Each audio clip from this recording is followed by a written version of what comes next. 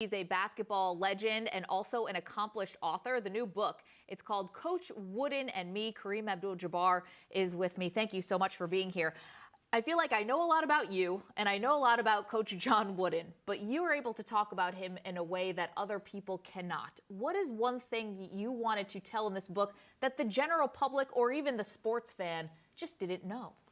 That he had a number of difficulties that he had to deal with that were really tough, and he almost didn't make it. You know, losing his wife, the only person he ever really closely related to other than his children was his wife, and for him to lose her when he did and have to live the rest of his life, that was pretty tough on him. And people didn't know it. They didn't see it. They saw an aging giant of the court, and here he was.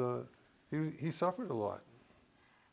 He died in 2010. It took you 7 years to write this book. How have your thoughts on your relationship with your former coach changed in that time? Well, for me, it took me that long to assess everything, you know, to see what happened, and then I had to decide if I wanted to share it. But I felt it was important for me to share it with everyone because people need to know what he was about, and I also get a chance to explain what I'm about. Yeah. So it was good for me to do this. It seemed like you guys could have been almost polar opposites, yet you found so much common ground. Absolutely, yeah. How did that change your relationship throughout the years? Well, I think as I discovered more about Coach Wooden, there was more for me to share with him. We were both big baseball fans. People don't know that Coach Wooden got the opportunity to manage the Pittsburgh Pirates, but he said that his commitment to UCLA, he had signed an agreement to do that. He was going to do that, so he didn't take that. He would have loved to have done that. One admission that I thought was really interesting that Coach Wooden shared with you years later was how much pressure he felt coaching you. He had the best player in college basketball, and the expectation to win was so great. He said, you went from playing to win, instead you were playing not to lose, or that's how he felt. It's curious that Ty Lue from the Cleveland Cavaliers came out recently and said he believes he has the hardest job in the NBA because he's coaching LeBron James. Now, a lot of people completely dismissed what Ty Lue said. But knowing how Coach Wooden felt, do you think that Ty Lue is right? Does he have the toughest job because he's coaching the best player? I understand Ty completely. I understand Ty completely because I know what he's going through.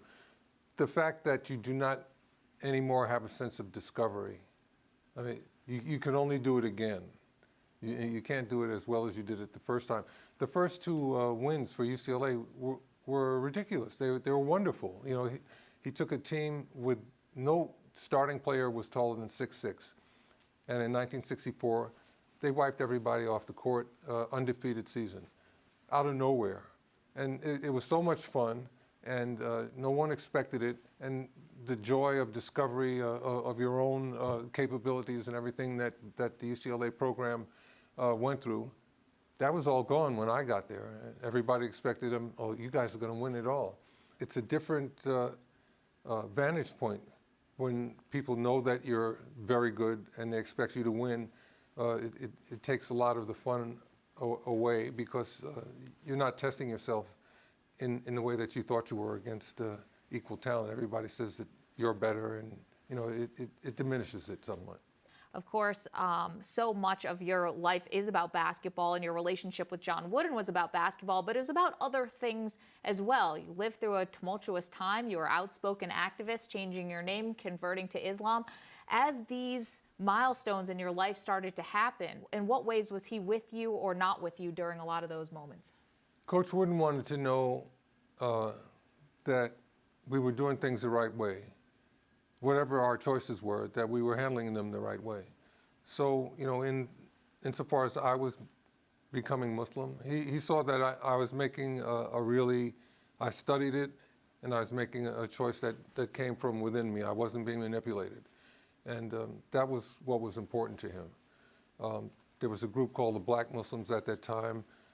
People thought that I might have been associated with them.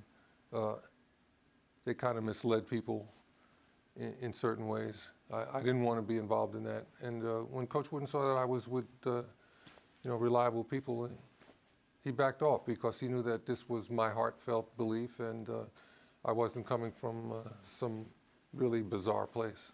Muhammad Ali was a great friend of yours. You write about him in this book. Can you describe the first time you met him? I first met Muhammad Ali at the Ali Summit, but I had seen him prior to that on Hollywood Boulevard. He was out there doing magic tricks just for people passing by. I stood over about 10 yards away, but I was watching. I said, "Wait, that's Muhammad Ali," and I was with a couple of friends of mine, and we watched him for a little bit, and then kept on going, and then. Sometime later, just a couple of weeks later, I met him at a party in Los Angeles and started talking with him. He was a great guy and a wonderful human being, and he understood what he was talking about politically. When he said that Black Americans did not have any quarrel with the Viet Cong, he was talking about political reality, and he woke a lot of Black Americans up. So we have to thank him. He stood up for the right issue at the right time. You write in the book that John Wooden was not a fan of Muhammad Ali. You said that Ali was an irritant between us, but not a relationship breaker. Considering how much respect you had for Ali, did it bother you that Wooden couldn't see what he meant to you at that time? No, it didn't bother me, because there were differences between generations at that time. And from Coach Wooden's perspective, in his generation, Ali was too much of a firebrand. But in those circumstances, that was absolutely necessary. The book, Coach Wooden and Me, fabulous read. When you think that you know everything about you and you think you know everything about John Wooden, this takes it to another level. Well, I'm glad you enjoyed it. Thank you so much. Thank you.